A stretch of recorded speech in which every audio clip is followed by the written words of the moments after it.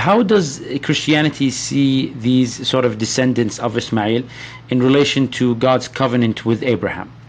So that's actually exactly what the next part deals with, right? So in Genesis 17, this is when God promises Isaac.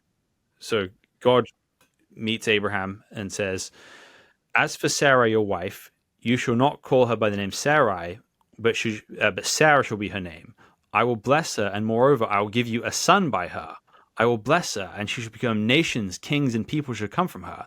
Then Abraham fell on his face and laughed and said to himself, "Shall a child be born to a man who is 100 years old? Shall Sarah, who is 90 years old, bear a child?" And Abraham said to God, "Oh, that Ishmael might live before you." God said, "No, but Sarah, your wife, shall bear you a son, and you shall call his name Isaac. I will establish my covenant with him as an everlasting covenant for his offspring after him. As for Ishmael, I have heard you. Behold, I have blessed him, and will make him fruitful and multiply greatly. He shall father 12 princes, and I will make him into a great nation. But I will establish my covenant with Isaac, whom Sarah shall bear to you at this time next year." So basically what it says, the covenant goes through Isaac, but Ishmael and his descendants will be blessed. So that's basically the way Genesis sees that. So Ishmael and the other sons of Abraham are not part of the covenant, but they still get a blessing. Okay. And what about the Keturah? Who's Keturah? Okay. So in Genesis 25, it says, Abraham took another wife whose name was Keturah. She bore him Zimran, Jokshan, Medan, Midian, Ishbak, and Shua. Jokshan fathered Sheba and Dedan. So a lot of people believe that Jokshan is Khatan.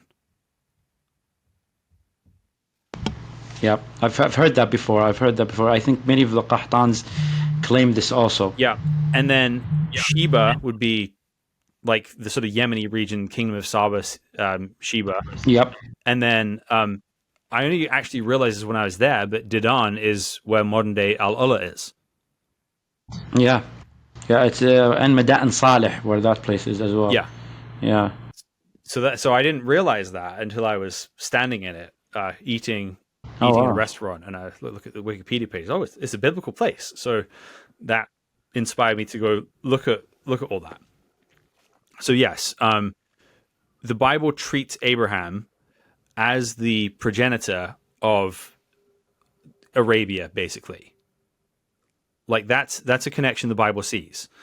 So not just from Ishmael, but through Midian, which is in Hijaz, through Sheba, and which is South Arabia, Yemen, Dedan, sort of Hijaz area.